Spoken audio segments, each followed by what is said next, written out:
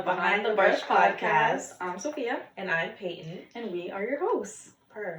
Today's episode, we are going to be, it's going to be an introductory episode where, we kind of introduce ourselves and explain how the show's going to be moving forward, get into some Q&A and then some fun segments. So, have a good show planned for you guys. I'm excited. So am I. And today's Eclipse Day. Shout out to the eclipse invading the Fire Nation. This is actually really funny. I think this only happens, I think they were saying like I don't even know, certain times a year, yes. You know what I mean? So, very interesting. It is. So, without further ado, let's jump into some introductions. Yes. So, my name is Sophia Santa, and I'm 22 years old. I was born and raised in Providence, Rhode Island, so shout out 401. And a fun fact about me is that one of my favorite foods, I love greasy, just food that you should not eat. And one of my favorite foods is chili cheese fries. Really? Yes, with loads of onions and just sloppy Joe vibes. I love it. She said, give me the sloppy Joe right now. Yeah, I love it. I just love greasy food, burgers, stuff like that. Yeah. Well, now that you've met Sophia, my name's Peyton. I am 26 years old. I'm from the Bahamas. Shout out the 242 to the world. Island, yeah. As y'all know. Fun fact about me is, I was gonna do one food related, but you can. I can. Yeah, you can. Okay. I have two. Okay, so I have a Dominican favorite food because I just got introduced to Dominican food, and I know this is a dessert, but habichuela con dulce, bro. Did you just have it for Easter? Mm-hmm. Because that's I found out from my mom actually. That's an Easter type holiday food, and we literally just had some. One of my grandma's friends just brought some to our house. So good. When I say I'm a fiend for that now, I need it in my life right now. Nice. But on my back home, I need some peas and rice baked macaroni with fish fingers and some conch salad. That's top tier. I've never had peas and rice before. Girl. No, I never have. Oh God. I'm gonna have to make that for you. And it's I love ethnic food that somebody made. You know what I mean? So it's I always be wanting to try stuff the right way. Where it's somebody made this for you, you should try it like this. Is probably the better way. Yes. So it's I always be waiting for someone to make me something. Okay, word. Say less. I hear what you're subliminally saying to me. Subliminal messaging. I don't know, just need someone to make me some rice and peas. Right. I got you. Okay, awesome. Okay, that's great. Got a little bit more to know about ourselves. Yes. So we're gonna jump into some Q&A questions that we have for each other, actually. Yes. And the first, I'll ask you your first question. Sure. All right. So the first question I have for you is, what was the inspiration behind your brand name? My brand name, which is always a good question, and I've only had two names for my business, and my original name was Nails by Soph, which I feel everybody starts off with the super basic, so that was my super basic name that I started with, and then immediately after that I went to the name I have now, which is Santa's Claus. My full name is Sophia Santa, and me and my family always played up the whole Santa relation in our family thing. My dad is literally Mr. Santa. How can you not just live in Christmas land all the time? So one day I just kind of had a ding, insert light bulb moment, because we just always played up the whole Santa Claus family, and my brain just connected it one day, because I'm I'm a Santa and I do nails, which are claws, so Santa's Claus, these, and so that that they're from me. It's literally also my name in it. Partially. Also, insert picture of me as an infant with my Santa hat on, because I always post it on Christmas, December. It will be profile picture. That is the for iconic 2 months. Picture. The iconic picture. That picture. You'll know it's the holiday time, because that picture gets changed, and it's the picture. You will see it. And shout out to my sister for taking it because it's just so iconic. And so that's just really the origins where my name came from. I've never changed it since then. Probably will never change it. We're locked in for life now on that name. So yeah, thanks for asking that question. What about you? Well, as you said, everybody starts off with that basic name. Mine was kind of just like my first name was just my initials, PAK Nails, like Pack Nails. Shout out Pack Nails. And word that like it was yes, it held it down. Yes, it really did. And honestly, I think I changed it because to me it just didn't have that ring to it. Like, oh, who did your nails? Pack Nails. And I'm like, And then I started getting the press-ons, and I'm like, Pack Nails, press-ons, just, I don't know, it don't really doesn't sound like smooth. Yeah, so I'm like, you know what? I want to be known as something. So I'm like, let me be the Nail Fairy, because I feel like I like that jingle, because I like cute stuff. Yeah. And I'm like, that sounds mad cute, and I'm a Disney princess girl. Like, Disney princess girl, okay? And I thought, like, the Nail Fairy sounds nice, and then like I specialize in acrylics, so it made sense to go acrylic fairy, Yeah, like made sense to me. Has a better ring to it. Yeah, for sure. Sounds a lot better. Okay, awesome. So how about your official first question for me will be, what are your kind of least favorite nails to have to do personally? My least favorite nails, as I always tell everybody that walks through my doors, is coffin. I despise the coffin shape. You will be in a coffin if you come to her house. Literally. Like, I will do everything in my power to be like, you sure you want coffin? Like, you sure that's like the shape you want to do? Ask 3 times. Literally, to make sure like that's what you want. Because even if you get coffin, down the line you're gonna realize like, damn, maybe I really didn't want coffin, because the lifespan of a coffin is literally 2 weeks. So like, just maintaining that shape of the coffin. Like, it doesn't hold up like a square with or a almond or a stiletto. So coffins just word for me. So. Yeah. What about you? My least favorite kind of nails to do. Oof. Honestly, I've never been a big glitter type person necessarily. I think a lot of the more trendier designs with like the texture is different than like doing glitter, because you can do like glitter, textured glitter Frenchies, and like that's cute, but I've never been a big fan of that one glitter nail, or really even like glitter ombre nails. Yeah. I feel like it's just kind of complicated, and you get really tired of it really fast, and it's just like a lot of work to go into it. And trying to take it off. Yeah, it's just never really been my favorite, and I think there's other ways to get that like shiny effect. No one's gonna be like a glitter hater, but it's just like not my favorite thing to do. It's just once I know someone wants some glitter, I'm like, okay, now I'm in for a doozy to do all of this glitter work right now. And you'd be surprised how much glitter haters there are out there, girl. Okay. Mad glitter haters. Comment below if you're also a glitter hater. No, seriously. Alright. You have a question? Next for you, for me. Okay. So my second question for you would be, who is your favorite TikTok / nail artist or nail influencer? My favorite, yeah, definitely for a while, my favorite nail tech has been Nails by Cleo. Shout out Nails by Cleo, who actually just like commented on my page, because one of my clients brought me like one of her inspo pictures naturally, so like you want to tag like all original work, and she responded on my post, and she left me like hard eyes comments, and I actually passed out. Not because for sure, because I think even too, as like a creator person, sometimes you question, was this them? Was this like the PR manager? Like, who really responded to me? But like either way, like they're going out of their way to like recognize people who are like admiring their work, which I appreciate. But her technical artwork is so good.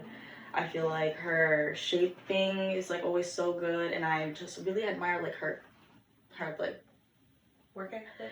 Her work ethic, yeah, because she also does has her own line, like acrylic line and other products that she sells.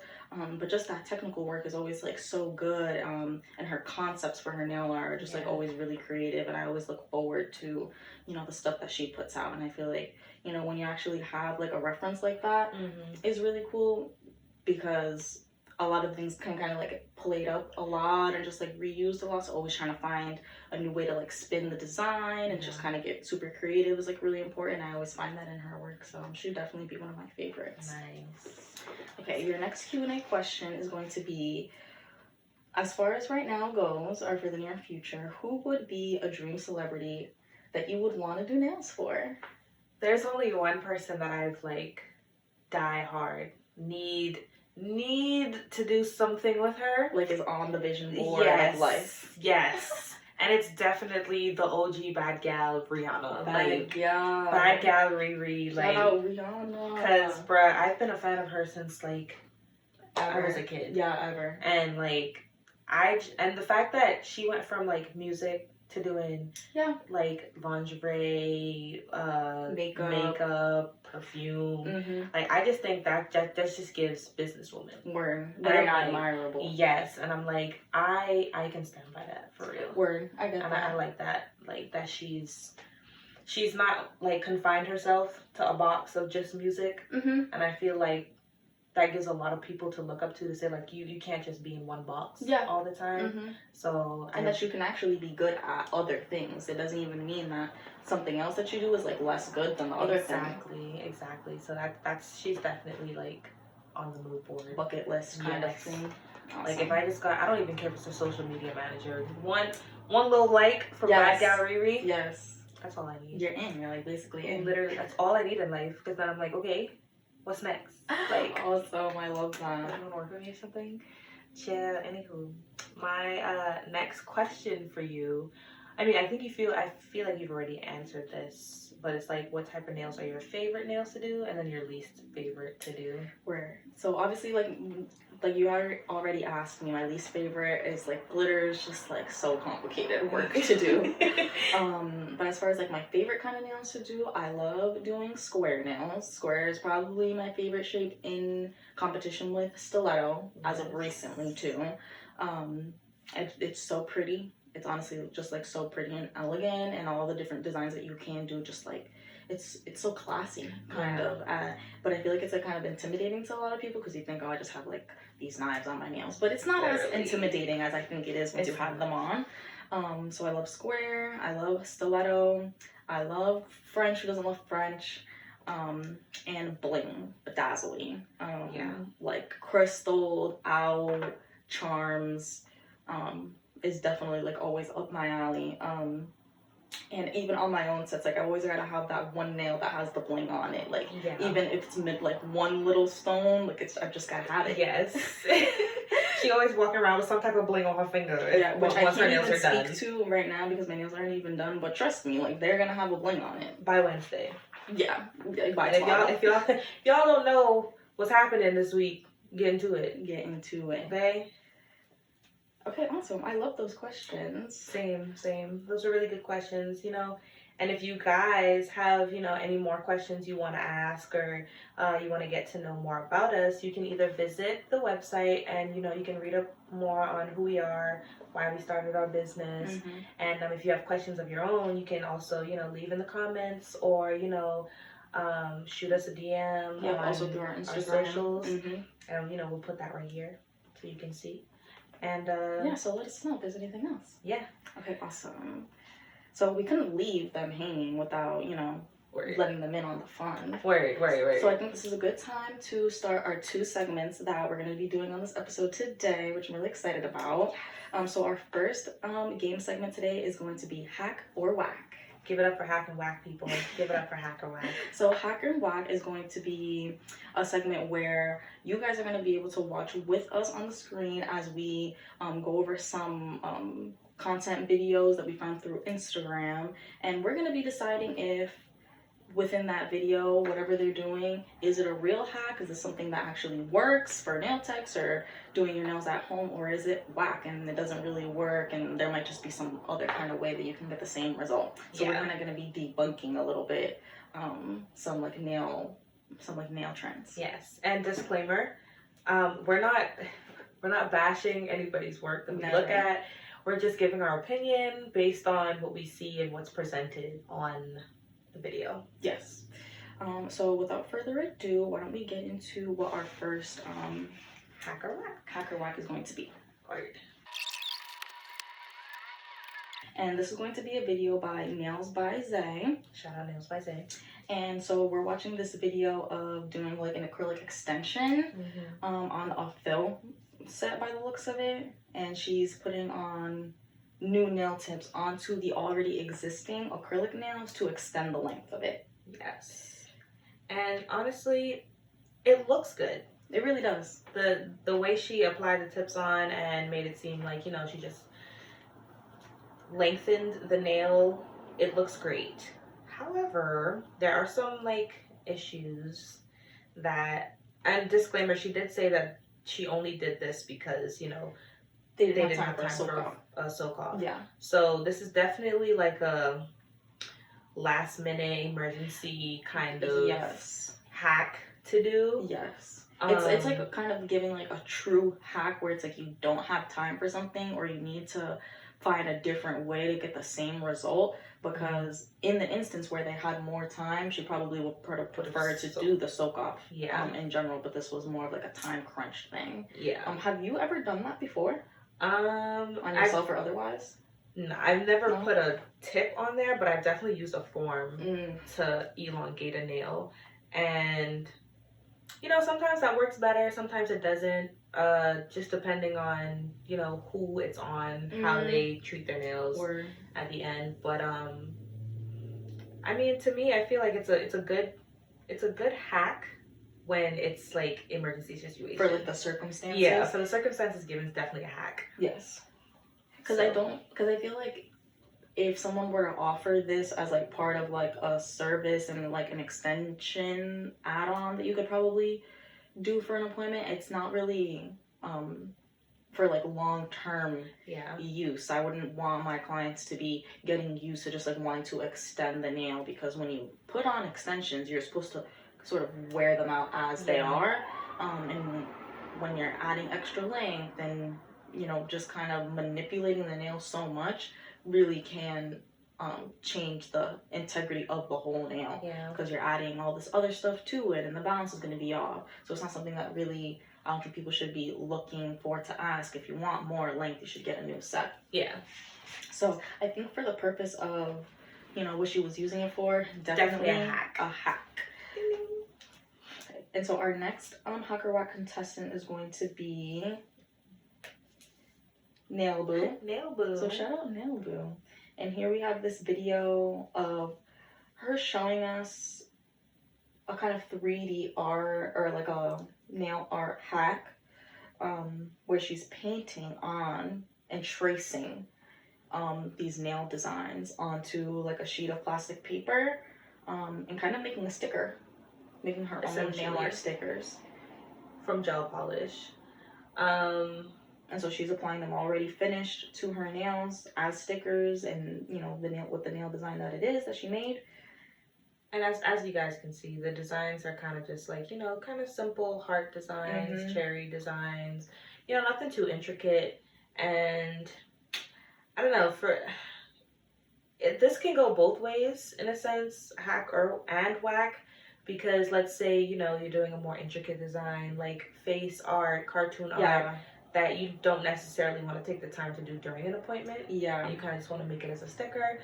That makes more sense. Because at least once you come into the appointment, you're not wasting that time, not wasting time, but you're not taking that extra time to draw this intricate art on the nail, which is hard, by the way. Seriously. But when it comes to smaller designs like hearts and strawberries, I feel like are you getting worth your buck? For especially for these designs that she's showing us, just bows and hearts and fruits, that level of like technical ability, if you could make a nail, you can do that kind of nail art. I do see how the benefit would be if you're doing your nails at home. Yeah. And you want that design. Everyone who's ever, I think, even attempted to do their nails at home knows when you got to get that other hand done, you're praying. So this really would help get that consistency of like, you know, the design is going to come out right. Right. But again, for like on a professional side of it, it's more like, are you willing to go for those hours? Because are you going to charge more because you did this work and now because when the client comes, they're not seeing what you did behind the scenes. Yes, the back end work that you did, that you spent prepping all of that. Right. And they even just see within the stickers. Yeah, even within like the type of consultation you would need to have with them in order to really know what they would want. So then you can go and take that extra time to really like prep all those before they come. So so on the at-home side, hack. I definitely can see how that could be a hack. Yeah. On the professional side, could be debated. I think if you, again, for that more intricate nail art where you want to have them ready. Yeah. And you know, I'm sure the client already will be paying for the designs. It might even be worth it, like you said, for it to cut down that appointment time. Yeah. You don't have to sit there and do the art. But for on like a more of like a small scale, definitely would be worth just to draw it on yourself or get stickers that are already made in those designs versus having to make them yourself.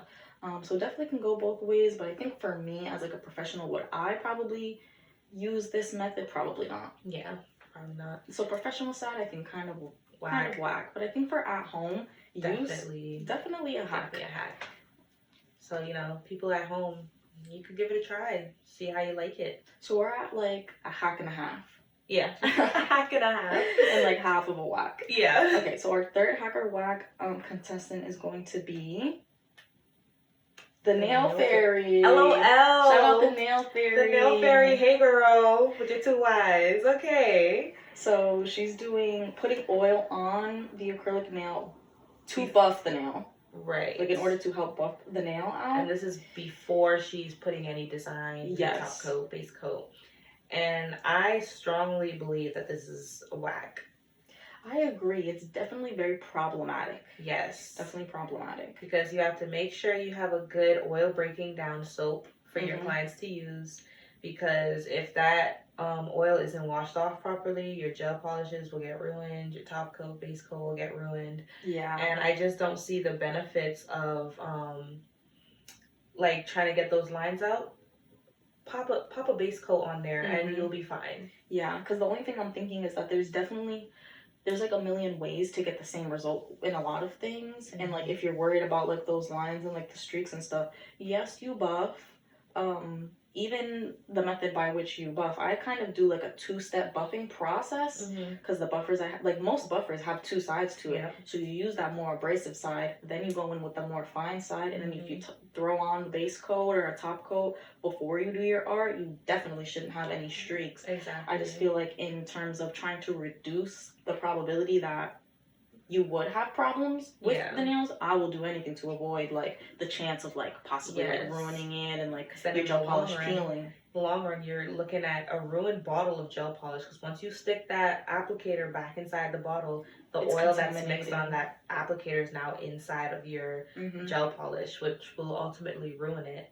And now you're looking at more costs down the line because hey, I gotta go buy a new gel polish, I gotta buy a new top coat, base coat.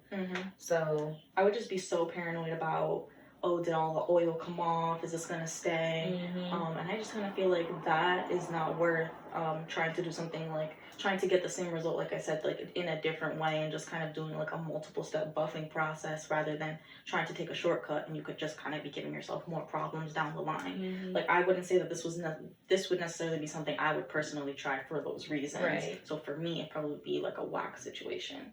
Okay. Yep. And that was our hacker whack game. You know, let us know what you guys think. If you agree with us, if you disagree with us. And shout out to all these accounts that we just saw today. So thank you for your work. Thank you for, you know, participating unknowingly in hacker whack. Seriously. It was a little bit harder than I thought, but let's move on to our second segment, which is going to be Trend or Travesty. Trend or Travesty. Love this one, honestly. So Trend and Travesty is also similar to Hack or Whack. We're going to be reviewing 3 more creator posts, and we're gonna be deciding, is this a trend that could stay? Is this a trend that is actually true and could work, whether it's like designs or products or otherwise, something that's kind of been circulating like more popularly online? Or is it a travesty, something that really might not work, or could, you know, harm like the growth of your business, or harm, you know, yeah, the thoughts of what people may conceive about, you know, nail tech's work. yes. Okay, so our first trend or travesty contestant is going to be Glossy Tipped, and she's showing us this floral design on her nails that she's doing on herself. It seems like by actually applying the gel to her finger to try to get this kind of marbled floral design, which did come out nice, I will say. Yeah, like I really do like it. Very cute.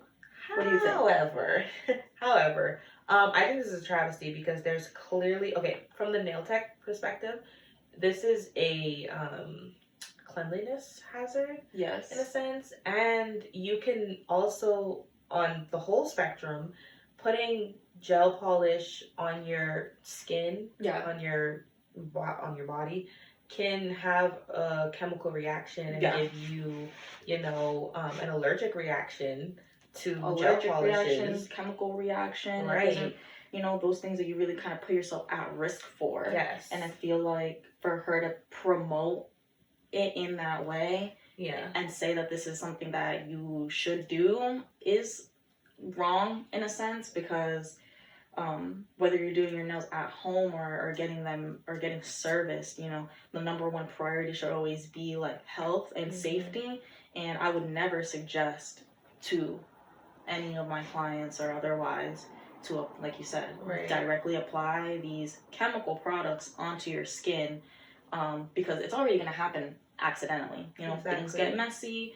You don't paint your nails perfectly. No one does, really. So it's already going to happen naturally, and you're already exposing yourself in that way. So to kind of do it deliberately also just isn't really safe for anyone.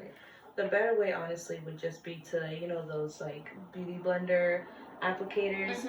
You put the polish just like how she applied it to her hand onto the beauty sponge, and you kind of just put it on your finger. That way you can make the design that way, and then once you're done, throw it out, because you know it's disposable. You just throw it away, and you essentially get the same design without the risk. But as far as promoting putting your products on your skin, definitely it's a big no.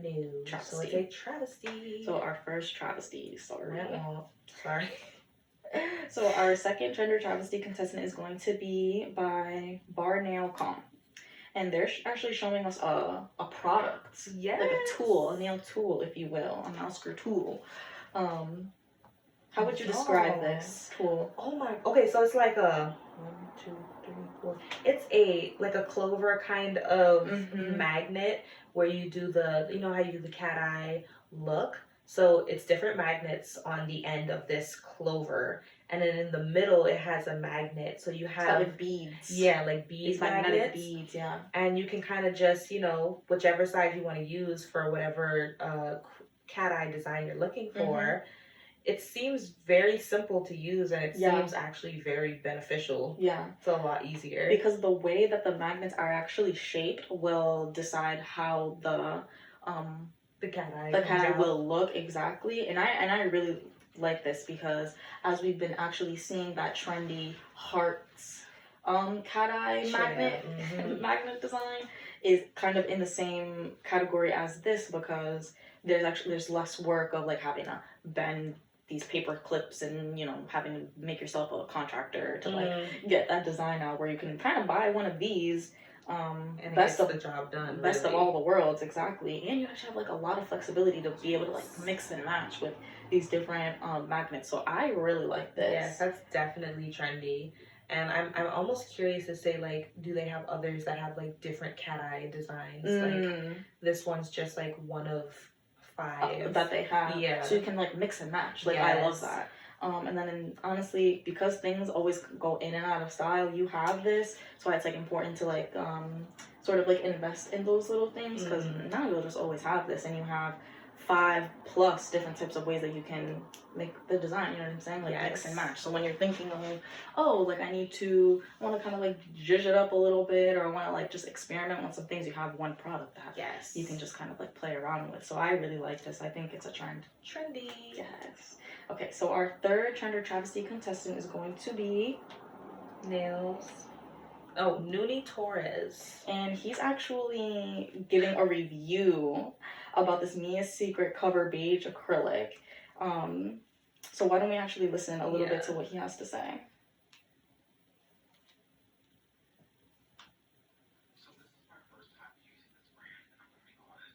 Absolutely horrible. But honestly, I would use it again, and I'm going to tell you why. They don't pretend to be an upper level or high quality product. They don't market themselves for more than what they are. They're convenient and affordable. And I always love a brand that sells honesty. They're cheap, affordable. I'm going to give them a 6 out of 10. You can get the same exact jar and color on Amazon for about $15. So is it good? No. Is it worth $15? Absolutely. So this is my... Okay, so we're going to give Acrylic Fairy a moment of silence.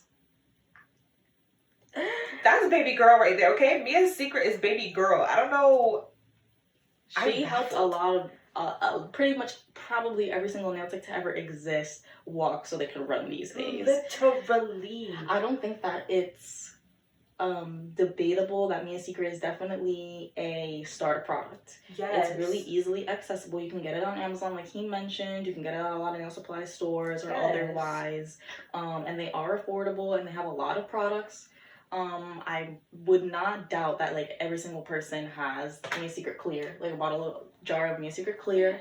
And I feel like a lot, if not all, have used Mia's Secret, right?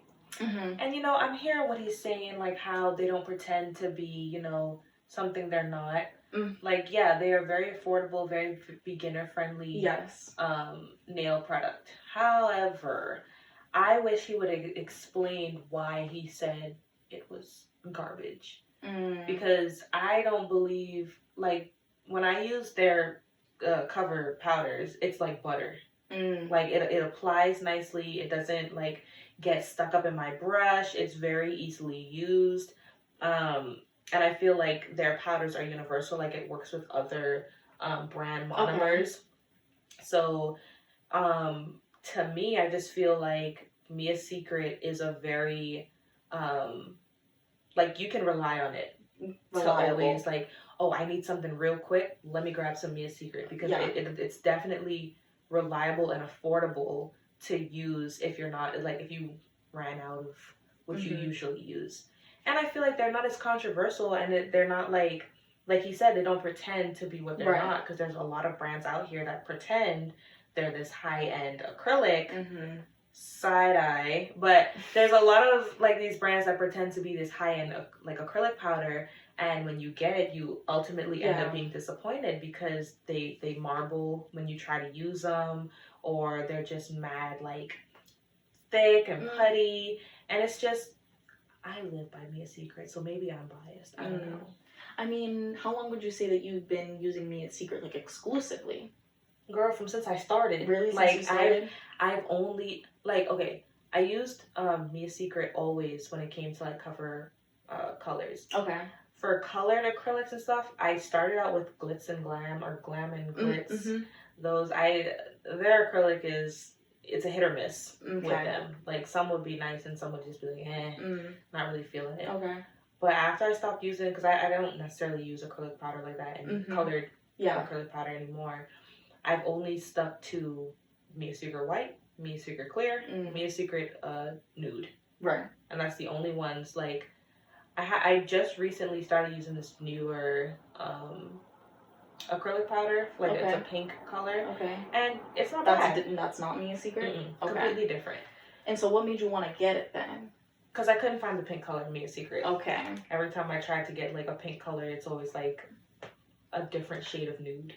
Got you. Of, like, tan nude. Yeah, beige nude. See, because I would feel like that was probably my main motivation for wanting to move on from Mia Secret. I like we said, like a lot of people start off with using Mia Secret. It's affordable, it's accessible, and it's reliable.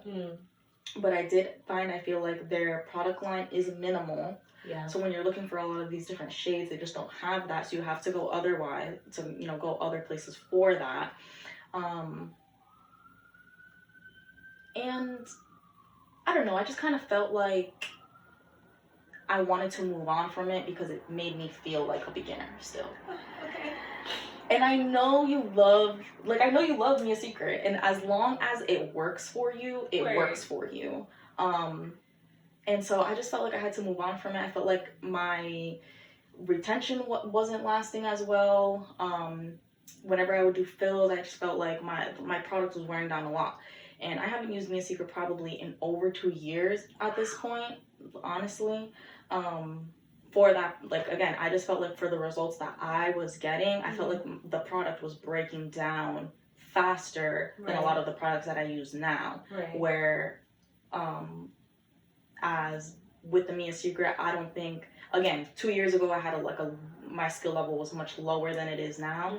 But I feel like if I had to battle against, like, per se what I'm using now, I don't know if I'd be able to have like 4-week plus retention. But everybody's different. You use Mia Secret exclusively, and I'm sure your retention is good. Or like consistent for what you see for the cycle that your clients are on. Oh yeah, this is a normal amount of wear for 2 weeks. This is a normal amount of wear for 3 weeks for what you're seeing. But not that I felt like it wasn't working for me anymore. I just kind of wanted to like more branch out again. Well, let me look for some other colors and stuff like that. Let me see if I can get more quantity of my product for my money. But when it works for you, it works for you. So I do kind of feel like it's a little bit judgmental to say that they are bad, because I don't think it's that way. It's a really good beginner, reliable brand. Because there are a lot of others that are trash. Yeah. Like, a lot of brands get a lot of hype, and that's really, what drives what something is, if a brand is like reliable or not, like based off the hype of what it is. But then once you finally get it and you see that it's like kind of mediocre, the smoke screen is then gone. And I feel like maybe both of us are familiar with the experience of buying something from online, from something that someone recommends, or like, oh, this person just came out like with this acrylics and now they're like booming everywhere, and then you get it and it was actually kind of mid. So you're like, whoa, wow, I just spent $40 and it's now wasted because I can't use it. So I'm gonna defend Mia Secret here. So Travesty. A travesty. Like, shout out Mia Secret. Mia Secret literally is the backbone of like starting acrylics nails. I have the monomer. I have all the powders. Like, I mean, I use Young Nails when it comes to like protein bond and stuff, but because I'm not gonna lie, I live by that. But Mia Secret, that's baby girl. But a lot of people use like their other products that like I've never tried. Their Bond before, like their glue, but other people use that and they swear by it. They say it's really good. And I'm just like, you know what? It all depends. Who's using what? And how and everything like that. So we're gonna defend Mia Secret over here. Because we're for lifers. Travesty. Okay. So that wraps up our Trend and Travesty segment. So again, you guys let us know if you agree or disagree with us. And shout out again to all of these creators that we just featured here. And okay, so we finally like made it through that. So guys, even though, the party stops here for a little, this is the end of the show. I'm so sorry to say. Oh my gosh, like that went by so fast. It really did, honestly. I really thought it was gonna be a little bit longer. But like, we'll get you next time. Catch us next time a little bit longer. But I'm really glad that we were able to do a little bit of our introductions. And as a reminder, we have like beautiful written out bios on our website. You can check it out. All of our socials are Behind the Brush Podcast. So check out our website, subscribe to our YouTube, leave us some comments, so that we can so that you guys can let us know you guys actually made it all the way to the end. Leave us a comment. So thanks for joining us today. Just so you guys know, episodes drop every 2 weeks on a Wednesday.